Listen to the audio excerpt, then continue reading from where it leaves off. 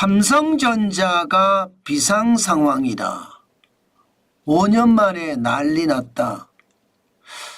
왜 제가 이렇게까지 표현을 했을까요? 일단 여러분 이 지표를 보시죠. 삼성전자가 연말에 글로벌 전략회의를 개최합니다. 이 전략회의에 해외 총괄 9곳 9명을 전원 귀국해서 회의에 참석시키기로 했습니다. 이것은 여러분 2019년 이후에 5년 만에 처음입니다. 북미에서도 오고요. 중남미에서도 오고요. 중국이나 베트남, 서남아시아, 러시아, 시아에서 중동, 유럽, 아프리카까지 일반적인 회의는요. 화상회의로 대부분 하거든요. 그런데 화상회의도 집어치우고요. 지금은 무조건 한국으로 모여라 이렇게 얘기했다는 겁니다. 그만큼 지금 삼성전자가 비상 상황이라는 뜻이에요. 실제로 삼성전자에서 이야기하는 비상 상황은 크게 두 가지입니다. 도널드 트럼프 정부의 탄생, 도널드 트럼프 2기 출범에 따른 관세 정책에 어떻게 대응할 것인가 이 문제 말입니다. 그리고 두 번째는 원달러 환율이 워낙 많이 오르잖아요. 그러니까 주요 지역별로 환율 리스크가 있을 거예요. 그에 대한 대응 방안을 각 지역의 총괄로부터 보고를 받고 어떻게 하면 이 방안을 좋은 방안을 만들어낼지 전략회의를 한다는 뜻입니다. 사실 지금 삼성전자가 걱정하는 이 두 가지 요소 거의 메가폭탄급입니다. 삼성전자만 여기에 대해서 두려워하는 것이 아니라 대한민국 전체 기업이 트럼프 대통령 2기를 걱정을 하고요. 원달러 환율을 걱정하는 형국이에요. 그만큼 말입니다. 삼성뿐만 아니라 다른 대기업들도 지금 비상 상황이라는 뜻입니다. 그런데 삼성이 더 비상 상황인 이유는 있습니다. 더 심각한 상황이 있습니다. 당장 말입니다. 트럼프 대통령 2기, 트럼프 행정부 2기가 들어서면 모든 수입품에 10 내지 20% 보편관세 매기겠다고 했죠. 중국 제품에는 60%, 멕시코 생산 중국 자동차에는요 100%에서 200% 관세를 2000% 관세까지 매기겠다고 했습니다. 벌써 말입니다. 트럼프 대통령은 취임도 하기 전에 중국 제품에는 지금 기존의 관세에다가 플러스 10%를 더 매기고요. 캐나다와 멕시코는 25%의 보편관세를 매기겠다. 이미 이렇게 선언한 상태입니다. 아마 대한민국에게도 곧 선언을 하겠죠. 그러니까 여기에 대한 부담감 지금 삼성전자는 굉장히 크다는 이야기예요. 어디 그뿐입니까? 환율은요. 환율은 역대 세 번째예요. 이거 여러분 우리가 잘 생각해야 돼요. IMF 외환위기 때 원달러 환율이 1962원까지 올라가고요. 글로벌 금융위기 때 1570원까지 올라갔습니다. 그리고 지금 1438.9원까지 올라갔습니다. 우리 이거 잘 생각해야 됩니다.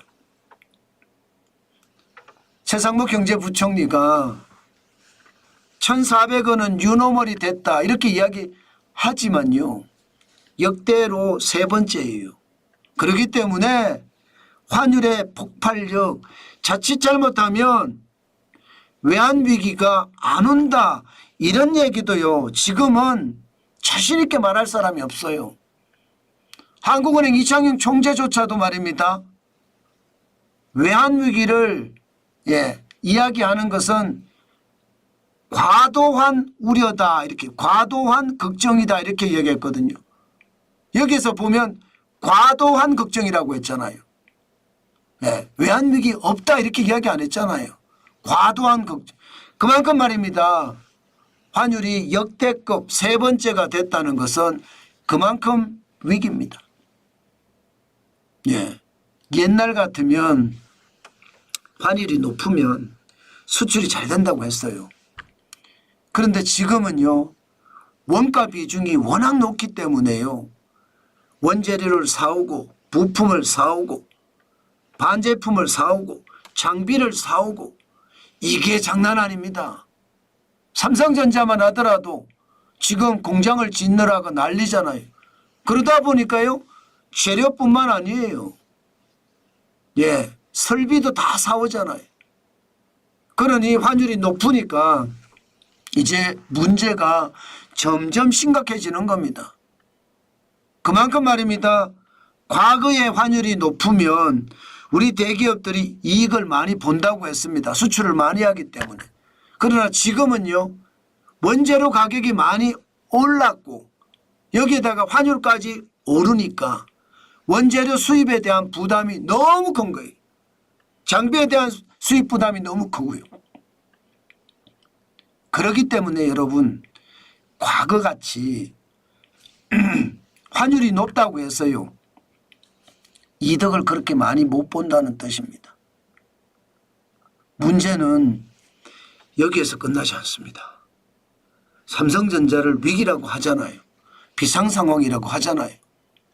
그렇게 이야기하는 데는 이유가 있습니다. 지금 삼성전자의 핵심 상품들의 가격이 폭락하고 있습니다. 삼성반도체 D램 고정거래 가격이 7월에 비해서 11월을 보면 35.7%가 떨어졌습니다. D램 4 기준입니다. 8GB 기준으로 봤을 때 2.10달러에서 지금은 1.35달러로 떨어졌습니다. 여기에다가 주력이 이렇게 떨어졌고요. 또 낸드 플래시 메모리는 더 많이 떨어졌어요. 3개월 사이에 55.9% 떨어졌습니다.